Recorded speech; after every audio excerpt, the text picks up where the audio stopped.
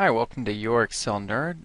Today I'm going to show you some basic functions. We're going to go over the SUMIF, COUNTIF, SUMIFs, and COUNTIFs formulas. We have a basic set of data. It's made up of 5 fields or columns. We have order date, region, rep, item, and units. And what we want to do is SUMIF based on these two criteria.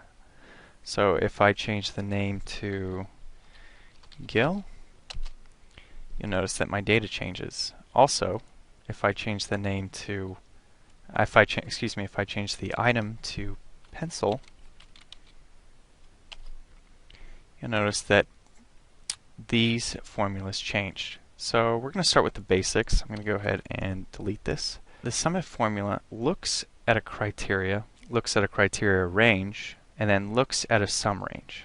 So for instance, if I go equals SUMIF tab, I have my first argument in this formula hint.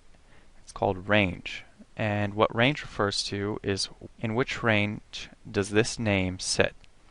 And if we're looking at these, we have our rep right here. So I'm going to go ahead and click on that cell C3. I'm going to go Control Shift down. I'm going to use this F4 key, which is going to lock that range. We actually don't need it because we're not going to be dragging these cells, but just as good measure, I like to do that. I'm going to go comma criteria.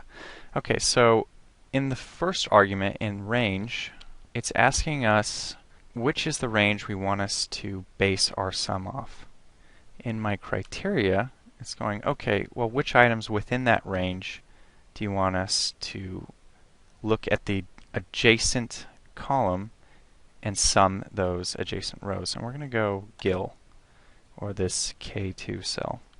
I'm going to press comma, and this takes us to our third argument, sum range. We have units, which is our only summable field in this set of data. I'm going to select E3, Control Shift down, F4 on that, close that up, and there you go. You hit enter, and you have your SUMIF. So if I change Gil into Andrews, you'll notice that our formula changed. And if I change Jones, changes again. So that is a basic look at the SUMIF. Now let's do the COUNTIF. So what does COUNTIF do? COUNTIF is a lot like SUMIF, but it's a little bit more simple. It does not necessarily have to take into account a range with values or numeric values. It can actually take in string values. So I can go equals CONTI tab. It's going to give me COUNTIF.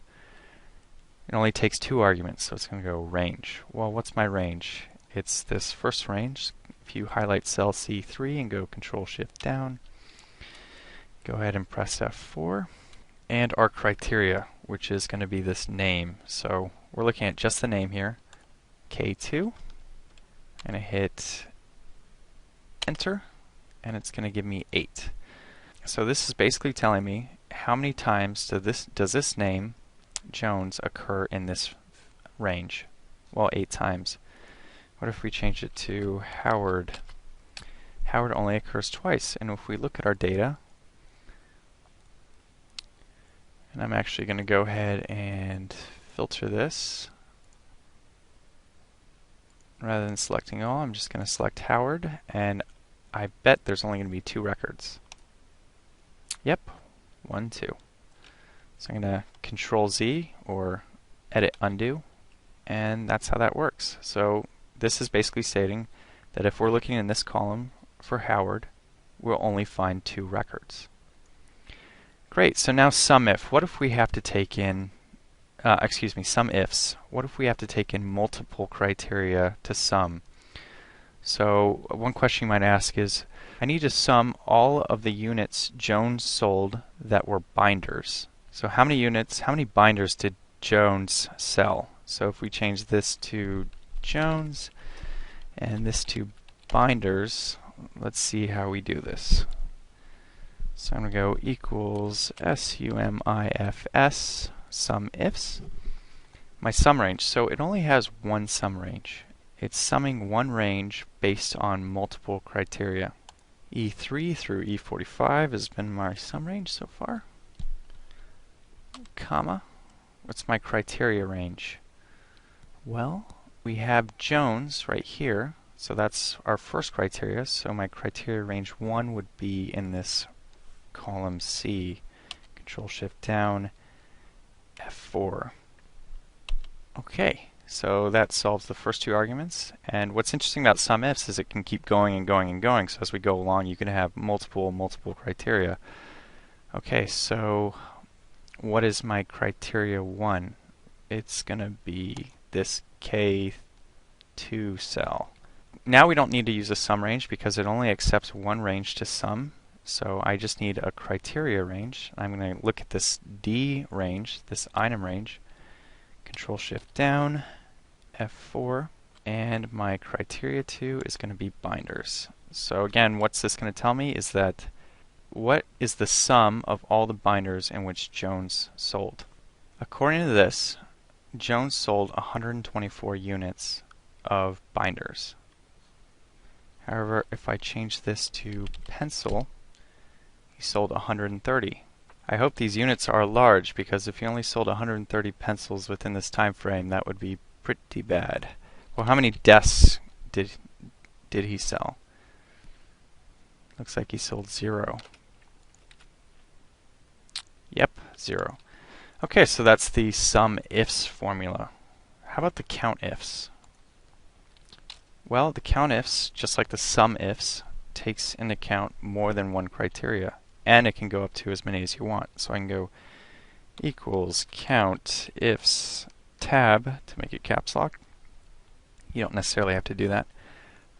So I have two basic units I can use. Criteria range 1 and criteria 1. My criteria range 1, as before, is the rep column. My criteria 1 is the K2 column.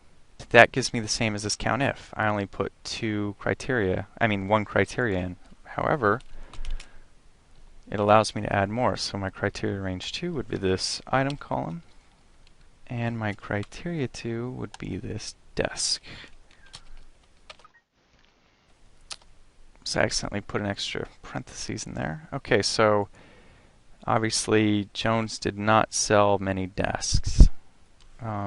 Let's put something in that's more sellable. Binders. Well, he sold 3 sets of binders, and or at least there's 3 records in which Jones sold binders, and he sold 124 units.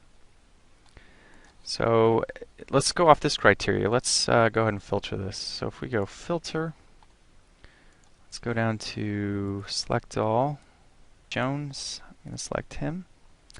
Then I'm going to select binder, and you'll have 3 records, just like the COUNTIF said. And if we sum this up, and you look down here and it auto sums it for you, it's 124. You'll see that the SUMIFS criteria says 124. So what else can we do with this? Well, let's move this down a little bit. Let's go ahead and add a date criteria. Let's see, let's add a since date. So we have a series of dates to our left that are order dates. Since, how about since order date? I'm going to go ahead and right justify that. And how about we format copy these? Okay, so since order date. As you can see, we have these order dates from 2010. If I copy and paste special values into there, thinks it's a number, so I can just short date that. We want to get all of the dates past this in our SUMIFS and COUNTIFS criteria. Well, how do we do that?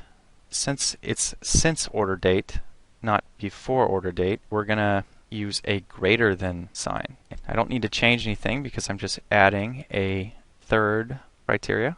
I'm going to have a criteria range 2 is going to be from here to here. I'm going to go F4 on that. Again, our sum range is the same, and my criteria 3 is going to be quote greater than quote. Actually, let's put greater than or equal to. Greater than or equal to. Then I'm going to use ampersand, which is a join, greater than or equal to this date. Let's see if that worked. And yes, it did. What if I went 9/18/2010? Oh, it went way down, so it's working. Anyway, that is the basics of SUMIFs and COUNTIFs. I hope you enjoyed this video. I'll be putting more and more up just like these. Thanks.